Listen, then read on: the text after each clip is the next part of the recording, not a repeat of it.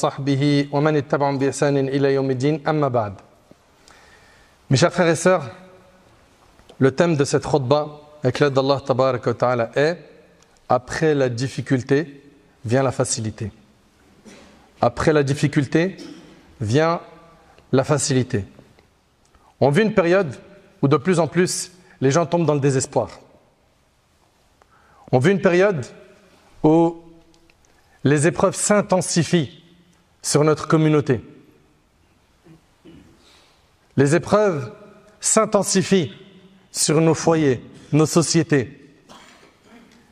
Et nous avons malheureusement des gens de notre communauté, des musulmans et des musulmanes, qui arrivent à dire « ça y est, j'ai plus le moral, je l'ai perdu, j'en peux plus » et ça y est, ils sont au bout de leur vie. Toute personne musulmane, croyante, qui chemine vers Allah Tabaraka wa Ta'ala, qui connaît un minimum sa religion, sait que cette voie qui a été empruntée par certains, qui est le désespoir, est une voie d'égarement. Que cette épreuve te touche toi, ou les membres de ta famille, ou ta société, ou la communauté musulmane dans son ensemble, tu te dois de garder espoir en Allah Tabaraka wa Ta'ala. Et de garder en tête qu'il y a une loi divine qui ne changera jamais, qui est qu'après la difficulté vient la facilité.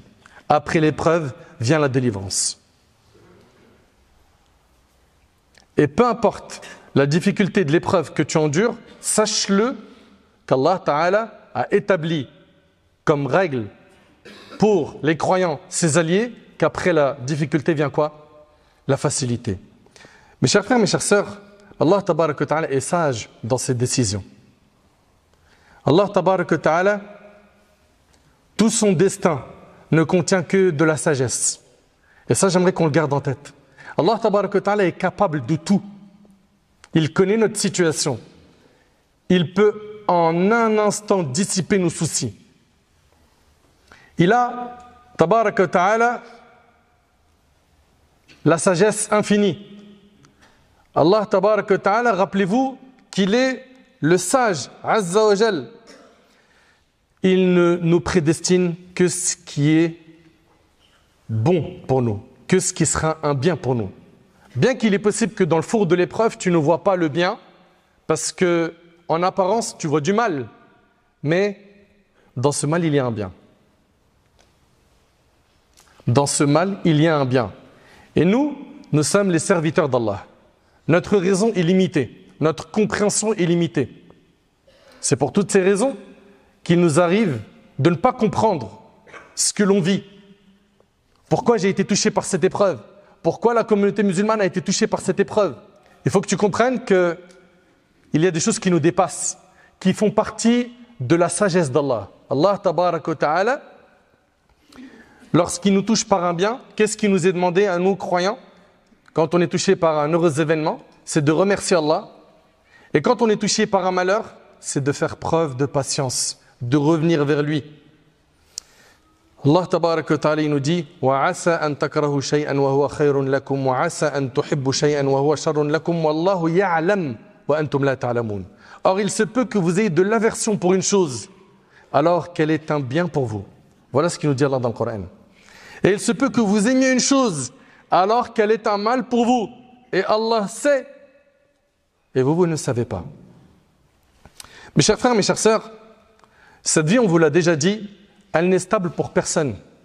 Aujourd'hui, tu ris, demain, tu pleures. Aujourd'hui, tu as la santé, demain, tu la perds. Aujourd'hui, tu as de l'argent, demain, tu ne l'as pas. Aujourd'hui, tu es en sécurité, demain, tu ne l'es plus. Et Allah Tabaraka wa Ta'ala va nous faire basculer d'un état à un autre, car nous sommes dans une terre d'épreuves. Et il fait tout avec sagesse, Azza wa Jal. Et malheureusement, ce qui se passe, c'est que lorsque les musulmans sont touchés par une épreuve, au lieu de revenir vers Allah, ils vont blâmer le destin. Ils vont remettre en cause le destin d'Allah. Pourquoi Allah il me fait ça? Pourquoi moi? Et pourquoi pas lui? Et dire des paroles qui sont gravissimes. Au lieu de patienter, de faire preuve de reconnaissance, car même si on a été touché par une épreuve, sache qu'il y a pire. Et que dans cette épreuve, derrière Allah, t'a réservé un grand bien. Et Allah Tabaraka wa Ta'ala, il dit وَقَلِيلٌ مِنْ عِبَادِيَ الشَّكُورِ. Il dit, peu de mes serviteurs sont reconnaissants. Allahu Akbar. Peu de mes serviteurs sont reconnaissants. Ça, c'est écrit dans le Coran. Et comme on vous l'a dit, on le répète, parmi les règles, les lois qu'Allah Tabarak wa Ta'ala a établies pour les croyants, c'est qu'après la détresse, l'affliction, il y a la délivrance. Après la difficulté, vient la facilité. Après être rentré dans le four de l'épreuve, il y a de nombreux bienfaits qui t'attendent si tu as bien tenu.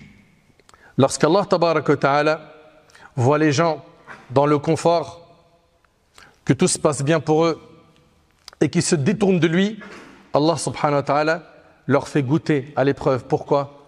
Pour éduquer leur ego. Pour qu'ils se rapprochent d'Allah tabarak wa ta'ala. Pour qu'ils cessent cette vanité, cet orgueil. Pour qu'ils reviennent vers lui subhanahu wa ta'ala. Et c'est dès lors, écoutez attentivement s'il vous plaît, car ce point-là il est hyper important. Et c'est à partir du moment où la relation avec Allah s'améliore, le comportement s'améliore, l'âme se purifie. C'est à partir du moment où on montre à Allah tabaraka wa ta'ala qu'on dépend de lui, que nous sommes les pauvres et qu'il est le riche par excellence. C'est dès lors que tu fais preuve d'humilité et que tu montres ta petitesse face à la grandeur d'Allah tabaraka wa ta'ala, que avec les doigts et tes efforts, Allah tabaraka wa ta'ala fait descendre la délivrance. Comprenez bien que si on veut qu'aujourd'hui Allah tabaraka wa ta'ala il fasse disparaître les problèmes qui nous touchent, nous n'avons pas d'autre choix que d'améliorer notre relation avec lui. Et on en a déjà parlé plus d'une fois sur ce minbar. Est-ce qu'on est exemplaire dans notre pratique religieuse? Wallahi, je parle pour moi, je ne le suis pas. Et je le jure par Allah, ce n'est pas de la fausse modestie. Chacun il se connaît. On n'est pas exemplaire. Dans l'accomplissement des actes obligatoires, dans le fait de délaisser les interdits, dans le fait de multiplier les œuvres surrogatoires, le fait de baliser son temps en faisant que ce qui plaît à Allah subhanahu wa ta'ala, on est de cela nous. On ne peut pas être honnête avec nous-mêmes. On veut le secours et la délivrance sans sacrifice, sans effort. Si on veut la délivrance pour nous, pour la Ummah, on doit commencer par se réformer soi-même. Il y a plein de gens qui ne comprennent pas que ce qu'on paye à l'échelle de la Ummah, il est possible que ce soit à cause de moi, à cause de toi. Mais ça, on ne veut pas l'entendre. Mais Allah tabaraka wa ta'ala a fait en sorte, azza wa jal, par sa sagesse, que lorsque l'épreuve s'intensifie, les croyants, les alliés d'Allah, ont le droit à quoi? À la délivrance. Tôt ou tard, la délivrance, elle vient. Surtout quand l'épreuve commence à devenir trop dure à supporter, cela est un signe que la délivrance est proche. Et pourquoi est-ce qu'Allah tabaraka wa ta'ala les délivre quand ça s'intensifie? Pour pas que ses serviteurs tombent dans le désespoir. Qu'ils tombent dans le désespoir et qu'ils renient leur foi. Qu'ils s'écartent du chemin d'Allah tabaraka wa ta'ala. Allah tabaraka wa ta'ala il dit Sayaj'alu Allahu ba'da usrin yusra. Allah fera succéder l'aisance à la gêne. Et Allah tabaraka wa ta'ala a dit Fa inna ma'al usri yusra. Inna ma'al usri yusra. La difficulté s'accompagne toujours d'une facilité. Oui, la difficulté s'accompagne toujours d'une facilité. Ceci est la promesse d'Allah. Toute difficulté, si grande soit-elle, s'accompagne d'une facilité. Subhanallah. Et Abdullah ibn Mas'ud radiyallahu ta'ala anhu, ce noble compagnon, il a dit, si la difficulté était dans un trou, la facilité l'aurait suivi jusqu'à y entrer et la faire sortir de celui-ci. Et il a dit, Ibn Mas'ud radiyallahu anhu, et il a dit par la suite, une difficulté ne peut pas avoir le dessus sur deux facilités.